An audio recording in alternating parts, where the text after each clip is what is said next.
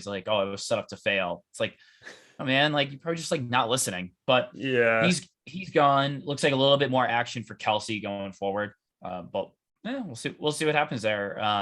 Who knows what the next deckhand comes on. If it's really green, then yeah, maybe Kelsey's lead deckhand by the end of the season. Wouldn't What that it? be a real like Cinderella story coming out of nowhere? Well, I mean, because the boat's so small, that's her. Yeah, she's only I deckhand. yeah, I hope it's either it's just like a guy that's like better looking than Gary and also like funnier. That would be awesome. Like Or really tall too. just like John Luke's back. No, they can't do that. People would explode. Yeah. No. Yeah, because they're not going to bring anyone from Below Deck season 1 back. Everyone hated those people. No, I mean I think they just bring in somebody with Some limited rando. experience because they just need to get them through what 4 more charters, maybe Yeah, three more charters. I mean, this isn't exactly it's not the most ideal gig coming in halfway through the season, but it is what it is. Sean, do you want to talk a little bit about the primary charter guests coming on now? Yeah. I don't really remember them that well. Well, yeah. So it's Jim was the primary. It was Jim. And it was basically like 3 couples. And I actually really liked their vibe in general. They seemed like they were up for a good time, but nothing crazy. They wanted like a Spanish fiesta or like a Spanish seafood fiesta, which, I know you've asked me a lot on this show, Sean, like what would I do is like food wise. And I'd be like, listen, man, Captain's choice, but can we keep it local? Yeah. Or, chef's choice, but let's keep it local. And they really did that. Oh yeah. They were like chill people. Like, yeah. I'd want to hang out with them. Yeah. I could tell they were like working out in the morning or doing yoga in the morning. There was a weird part, Sean, where basically they all decided they wanted to do water sports. And then like Below Deck didn't show them doing any water sports. They showed like a second time when they did it, and they went into like the caves on the paddle boats. Yeah. Or in the kayaks, but Below Deck just like completely skipped over all like the water sports they played, which is weird because I'm gonna say this, I'm a little concerned that if we stop paying attention to the guests in general, then it's going to be focused on too much like little dramas that, historically hasn't made their way into the show. Yeah. Is that reasonable?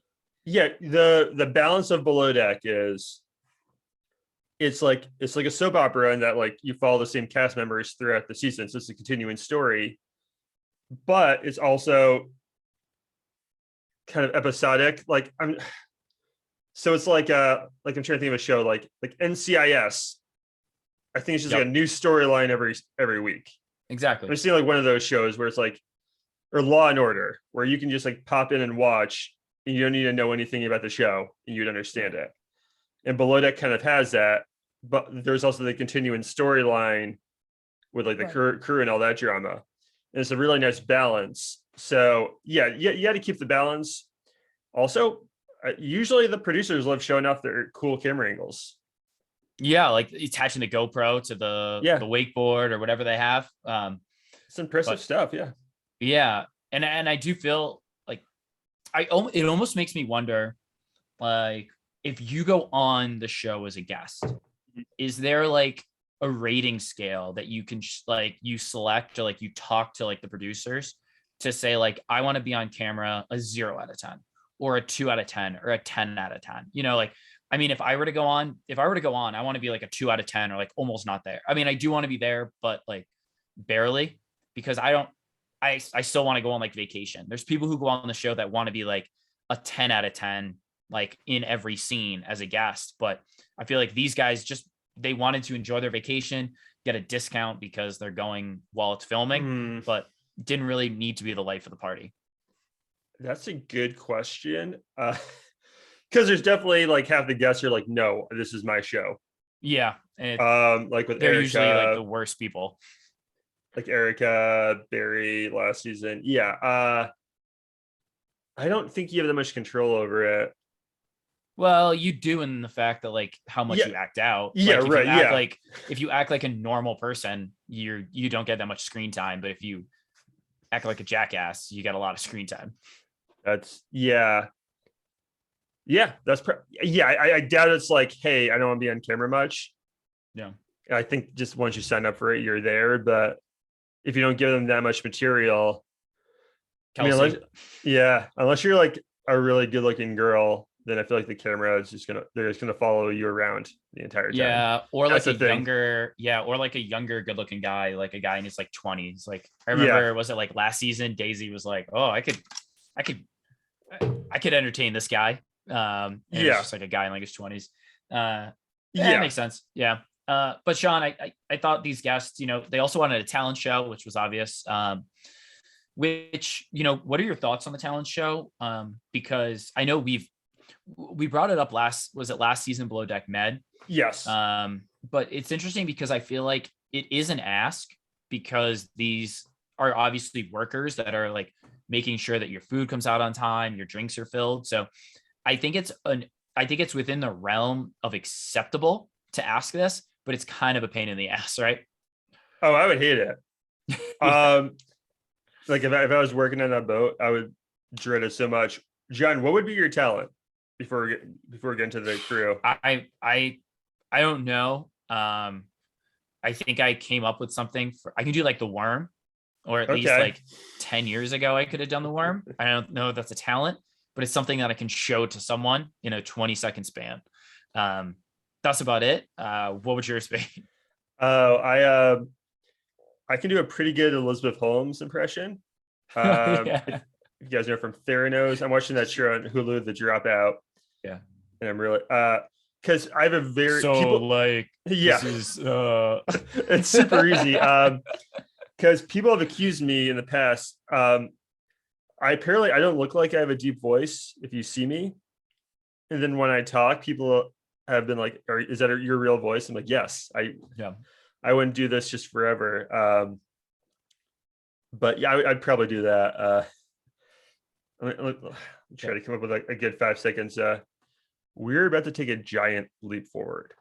That's There you go. I would. Yeah, I don't have any talent, Just so add in the buzzwords. Well, I think it's weird because yeah, it's like it's a talent that you can show in like 20 seconds that everyone think is interesting, like not just what you spend your time on doing. So yeah. Who's was your favorite talent? I think Gabriella probably had the actual best talent, right? Like salsa dancing. I thought Daisy kept up with her though. No, she did, but yeah, like obviously it got, kind of like brought down a little bit so somebody could like Probably, yeah. I think I wonder next time we have Daisy on, we'll ask her if she did like Irish step dance or anything. yeah, Right? I feel like good. white people have no rhythm, but the Irish maybe. Yeah. That's what the Irish are known for.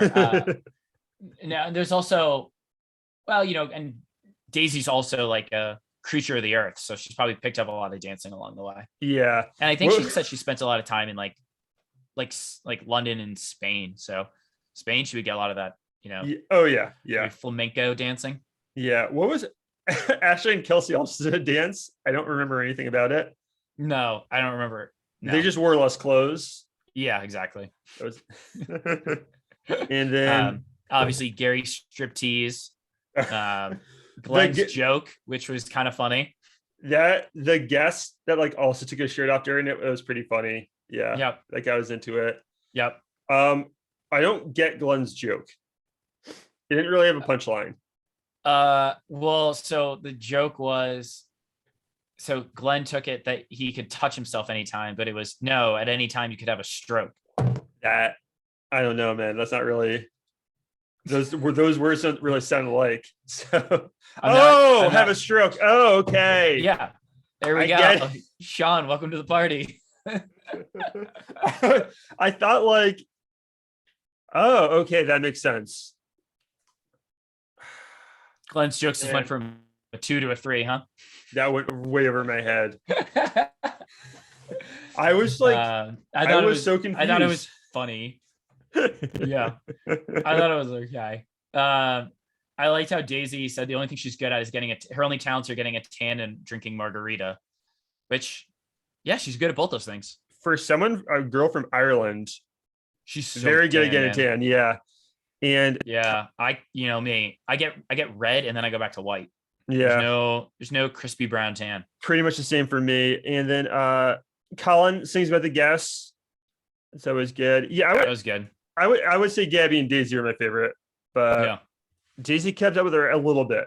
She So tried. Yeah. Um, all right, Sean. So I think we want to get into some of the tiffs that we had during this episode.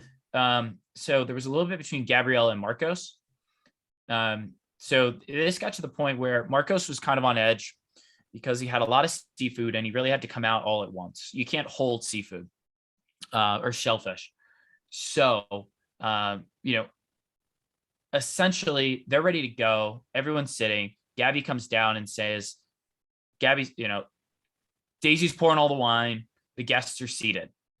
I don't know how Marcos doesn't take that as like, we're ready to fire. She doesn't say it explicitly, but I feel like he's a professional chef. She's a professional professional stew. I kind of put this on Marcos. I thought Gabby articulated what she needed to do. What were your thoughts?